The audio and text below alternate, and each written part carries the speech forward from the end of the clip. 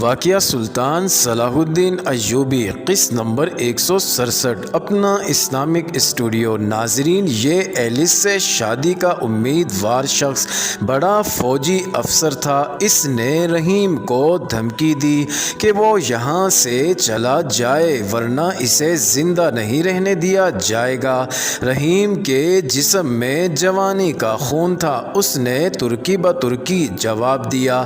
معاملہ بگڑ گیا۔ تاجر نے آ کر بیچ بچاؤ کرا دیا۔ ایلس کے امیدوار نے کہا کہ وہ اس آدمی کو یہاں دیکھنا نہیں چاہتا۔ ناظرین، دوسرے دن تاجر نے رحیم سے کہا کہ وہ اسے ملازمت میں نہیں رکھ سکتا کیونکہ فوج کے اتنے بڑے افسر کو ناراض کر کے وہ اپنا کاروبار تباہ نہیں کرنا چاہتا۔ اس نے رحیم کو یہ نصیحت کی کہ وہ وہاں سے چلا جائے کیونکہ فوجی افسر اسے کسی جرم کے بغیر قید خانے میں ڈال سکتا ہے۔ رحیم بھول چکا تھا کہ وہ کس مقصد کے لیے یہاں آیا ہے۔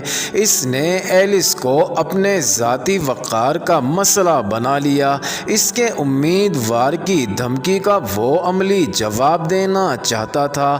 تاجر اپنی دکان میں تھا۔ رحیم اس کے گھر گیا، ایلس سے ملا اور اسے بتایا کہ اس کے باپ نے اسے نوکری سے نکال دیا ہے۔ ایلس اس کے ساتھ بھاگ جانے کو تیار ہو گئی۔ بھاگنے کا وقت شام کے بعد کا مقرر کیا گیا جب اس کا باپ گھر نہیں ہوتا تھا۔ ناظرین، رات کو اس وقت جب عمران رضا کے پاس بیٹھا اس راز کے متعلق باتیں کر رہا تھا جس کے لیے انہوں نے جان کا خطرہ مول لے رکھا تھا۔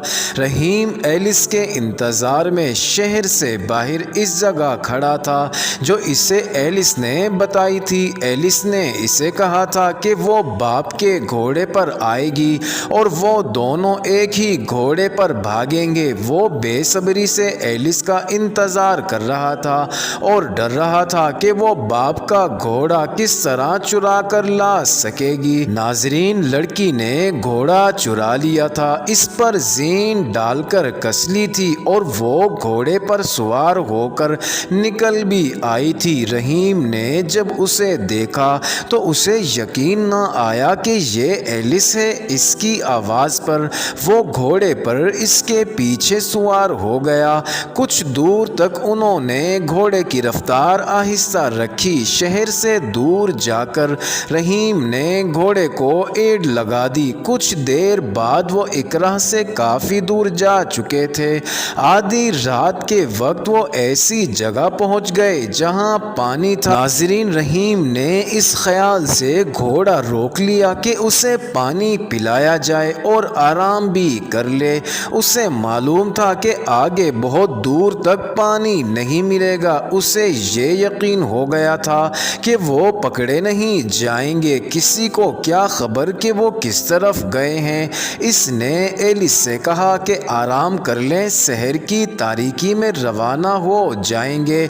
تم بیت المقدس کا راستہ جانتے ہو؟ ایلس نے پوچھا۔ انہوں نے اکرہ سے بھاگتے وقت یہ طے کیا ہی نہیں تھا کہ انہیں کہاں جانا ہے۔ اب لڑکی نے بیت المقدس کا نام لیا تو رحیم نے کہا، بیت المقدس کیوں؟ میں تمہیں وہاں لے جاؤں گا جہاں تمہارے تعاقب میں کوئی آنے کی جرات ہی نہیں کرے گا۔ کہاں؟ ایلس نے پوچھا۔ مصر، رحیم نے جواب دیا۔ مصر؟ ایلس نے حیرت زدہ ہو کے پوچھا۔ وہ تو مسلمانوں کا ملک ہے، وہ ہمیں زندہ نہیں چھوڑیں گے۔ مسلمانوں کو تم نہیں جانتی ایلس؟ رحیم نے کہا، مسلمان بڑی رحم دل قوم ہے، تم چل کے دیکھنا۔ نہیں، ایلس نے بدک کر کہا، مجھے مسلمانوں سے ڈر آتا ہے۔ بچپن سے مجھے مسلمانوں کے متعلق بڑی غلیظ باتیں بتائی گئی ہیں۔ ہمارے ہاں مائیں اپنے بچوں کو مسلمانوں سے ڈرایا کرتی ہیں۔ مجھے مسلمانوں سے نفرت ہے۔ وہ ڈر رہی تھی اور رحیم کے ساتھ لگ گئی تھی۔ اس نے کہا، مجھے بیت المقدس لے چلو، وہاں ہم شادی کر لیں گے۔ بیت المقدس کدھر ہے؟ میں سمت بھول گئی ہوں، میں مصر کی طرف جا رہا ہوں۔ رحیم نے کہا، ایلس بگڑ گئی اور پھر رونے لگی۔ تم مسلمانوں سے نفرت کرتی ہو؟ بہت زیادہ۔ اور مجھ سے تمہیں محبت ہے؟ بہت زیادہ۔ اور اگر میں تمہیں یہ بتا دوں کہ میں مسلمان ہوں تو تم کیا کرو گی؟ میں ہنسوں گی۔ ایلس نے کہا، مجھے تمہارے لطیفے اور مذاق بہت اچھے لگتے ہیں۔ میں مذاق نہیں کر رہا ایلس، رحیم نے سنجیدہ لہجے میں کہا۔ میں مسلمان ہوں اور ذرا اس قربانی پر غور کرو جو مجھ سے تمہاری محبت نے کرائی ہے۔ میں یہ قربانی بخوشی دے رہا ہوں۔ کیسی قربانی؟ ایلس نے کہا، تم تو پہلے ہی بے گھر تھے، اب ہم اپنا گھر بنائیں گے۔ نہیں ایلس، رحیم نے کہا، میں اب بے گھر ہوا ہوں۔ تم اپنے گھر سے بھاگی ہو، میرے ساتھ شادی کر کے تم اپنا گھر بسا لو گی، لیکن میرا کوئی ٹھکانہ نہیں ہوگا۔ میں اپنے فرض کا بھگوڑا ہوں، میں اپنی فوج کا بھگوڑا ہوں۔ میں جاسوس ہوں، اقرا میں جاسوسی کرنے آیا تھا، مگر تمہاری محبت پر میں نے اپنا فرض قربان کر دیا ہے۔ تم مجھے ڈرا رہے ہو؟ ایلس نے ہنستے ہوئے کہا، چلو سو جاؤ، میں تمہیں جلدی جگا دوں گی۔ میں تمہیں ڈرا نہیں رہا ایلس، رحیم نے کہا۔ میرا نام رحیم ہنگورا ہے، ایلی مور نہیں۔ میں تمہیں دھوکے میں نہیں رکھنا چاہتا۔ میں تمہیں یقین دلاتا ہوں کہ تمہیں جہاں رکھوں گا پورے آرام میں رکھوں گا۔ تمہیں تمہارے باپ کے گھر والی بادشاہی نہیں دے سکوں گا، لیکن تکلیف بھی نہیں ہونے دوں گا۔ تمہاری زندگی آرام سے گزرے گی۔ مجھے اسلام قبول کرنا پڑے گا؟ ایلس نے پوچھا۔ تو اس میں کیا حرج ہے؟ رحیم نے کہا، تم ایسی باتیں نہ سوچو، وقت ضائع ہو رہا ہے، سو جاؤ۔ ہمارا سفر لمبا ہے، باتوں کے لیے بہت وقت ہے۔ ناظرین، وہ لیٹ گیا، ایلس بھی لیٹ گئی۔ ذرا سی دیر بعد ایلس کو رحیم کے خراٹے سنائی دینے لگے۔ اسے نیند نہیں آ رہی تھی، وہ گہری سوچوں میں کھو گئی تھی۔ رحیم کی آنکھ کھلی تو صبح کا اجالا سفید ہو چکا تھا۔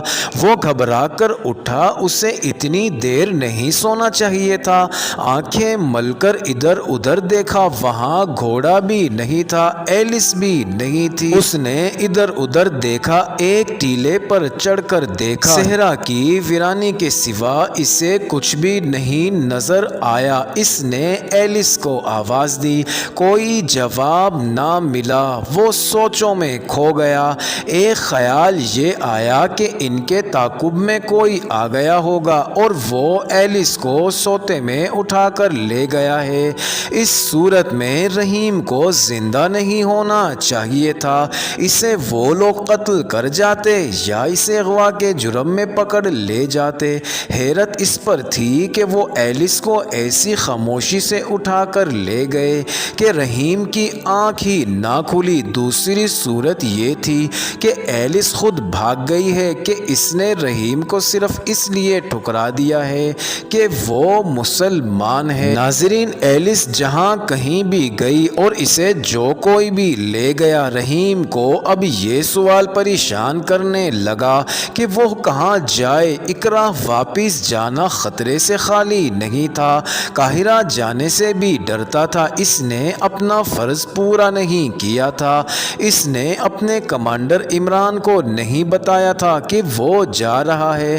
سوچ سوچ کر اس نے ایک بہانہ گھڑ لیا۔ اس نے فیصلہ کر لیا کہ وہ اب قاہرہ کے بجائے کرک چلا جائے اور وہاں بتائے کہ اسے پہچان لیا گیا تھا کہ وہ مسلمان ہے اور جاسوس ہے۔ وہ بڑی مشکل سے بھاگ کر وہاں سے نکلا ہے۔ اسے مہلت نہیں ملی کہ عمران یا رضا کو اطلاع دے سکتا کہ اس کی گرفتاری کا خطرہ پیدا ہو گیا ہے۔ یہ اچھا بہانہ تھا۔ اسے معلوم تھا کہ اسے یہ تو کوئی نہیں کہے گا کہ کوئی ثبوت اور شہادت لاؤ۔ ناظرین، وہ پانی پی کر کرک کی سمت چل پڑا۔ اس سے ایلس کی گمشدگی پریشان کر رہی تھی اور اسے افسوس ہو رہا تھا کہ اسے کبھی بھی پتہ نہ چل سکے گا کہ ایلس کہاں غائب ہو گئی ہے۔